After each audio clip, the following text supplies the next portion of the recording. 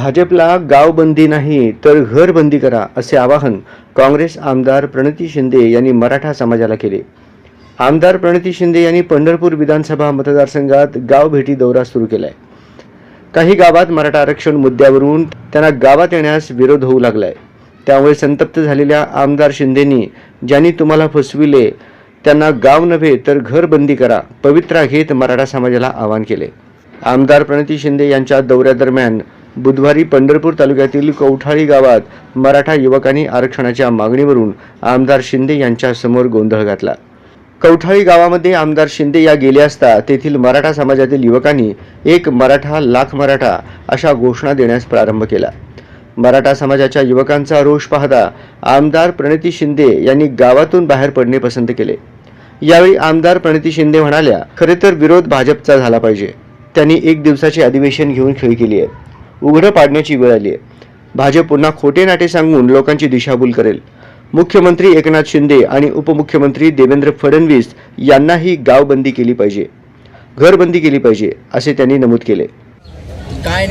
विरोध नाही आहे, त्यांचा विरोध नाही आहे। ते ठिकठिकाणी मनोज जरांगे साहेबांनी सांगितलं आहे की ते करा, पण आता आचारसंहिता लागू झाली आहे। आता तो विषय नाही, आमचं तर समर्थनच आहे आणि नेहमीच समर्थन असणार आहे। खरं तर विरोध हा भाजपचा झाला पाहिजे, कारण का घरबंदी झाली पाहिजे गावबंदीपेक्षा। कारण का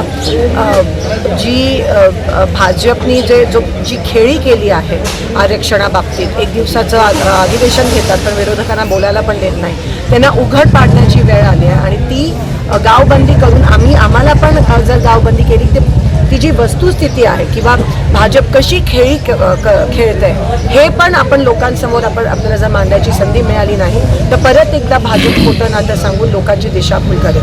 म्हणून मला असं वाटतं गावबंदीपेक्षा घरबंदी भाजपच्या नेत्यांची करणं, एकनाथ शिंदेजींची आणि देवेंद्र फडणवीसजींची करणं त्यातच साध्य होईल।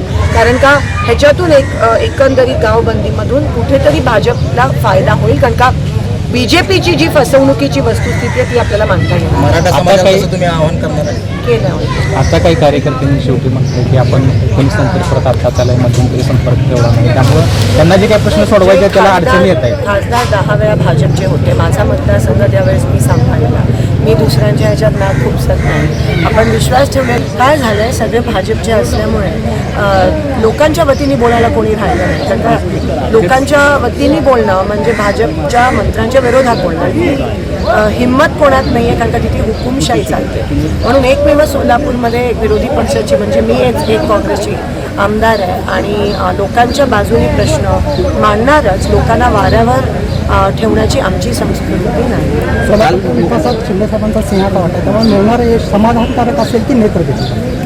100% शिंदे साहेबांनी खूप विकास सोलापुरात केला आहे। भाजपला तसं बघितलं तर 25 वर्ष सत्ता होती, त्यांचे 25 वर्ष खासदार होते, त्यांनी फारसं काहीच केलं नाही।